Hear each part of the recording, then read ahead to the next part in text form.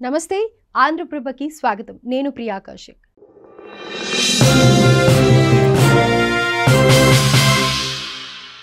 అద్భుతంగా అయోధ్య ఆలయ శిఖరంపై కలశానికి బంగారు తాపడం పూర్తి ఆలయ వైభవాన్ని ప్రదర్శిస్తున్న కలశం జూన్ 5న రామ్ దర్బార్ విగ్రహాల ప్రాణప్రతిష్ఠ విఐపీలకు నో ఇన్విటేషన్ అయోధ్య రామ మందిరంపై బంగారు తాపడపు శిఖరం ఏర్పాటైంది. ఆలయ మొదటి అంతస్తు నుంచి 161 అడుగులు ఎత్తైన శిఖరం వరకు ఆలయ వైభవాన్ని ఈ కలశం ప్రదర్శిస్తుంది అనడంలో అతిశయోక్తి లేదు. బంగారు శిఖరం ఏర్పాటుతో ఆలయం ప్రత్యేక శోభను సంతరించుకుంది. ఉత్తరప్రదేశ్ రాష్ట్రం అయోధ్య నగరంలో ఎంతో ప్రతిష్టాత్మకంగా నిర్మించిన రామ మందిర శిఖరంపై కలశానికి బంగారం తాపడం పూర్తయింది.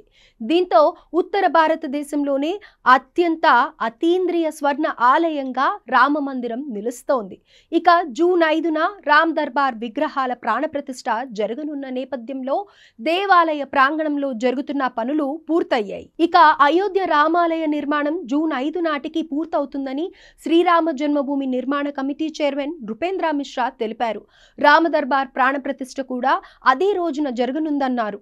ఆ రోజున రామ్ దర్బార్తో సహా ప్రాంగణంలోని దేవతల విగ్రహాల ప్రాణప్రతిష్ఠ పూర్తవుతుంది. ప్రాణప్రతిష్ఠ కోసం వేద ఆచార్యులు ఇప్పటికే అయోధ్యకు చేరుకోగా సన్నాహాలు పూర్తయ్యాయి. అయితే జూన్ 5న భక్తులకు స్వామివారి దర్శన సమయాన్ని పరిమితం చేసే అవకాశం ఉంది. అలాగే ఈ 3 రోజుల పాటు ఆచారాలు జరుగుతున్నప్పటికీ భక్తులు రామాలయాన్ని సందర్శించవచ్చు. అలాగే రామ్ దర్బార్ ప్రాణప్రతిష్ఠ సమయంలో విఐపి పాసులు రద్దు చేశారు ఆలయ అధికారులు. మరోవైపు అయోధ్యలో 20 కిలోమీటర్లు భారత్ పద్ను యూపీ ప్రభుత్వం నిర్మించేందుకు సిద్ధమైంది. భరతుడు తపస్సు చేసినట్లు ప్రచారంలో ఉన్న భరత్ కుండ్ను రాముడి ఆలయానికి అనుసంధానించే విధంగా ఈ కారిడార్ నిర్మాణం చేసేందుకు ప్రతిపాదించిందని తెలుస్తోంది. సుమారు 20 కిలోమీటర్ల రోడ్డు విస్తీర్ణను 900 కోట్ల వ్యయంతో అభివృద్ధి చేయనున్నట్లు ప్రభుత్వం తెలిపింది. ఇకపోతే రామాయణంలో భారత్ కుండ్కు ప్రత్యేక స్థానం ఉందన్న సంగతి తెలిసిందే. రాముడు వనవాసం సమయంలో ఆయన తమ్ముడు భరతుడు 14 సంవత్సరాలు ఇక్కడ తపస్సు చేశాడని నమ్మకం.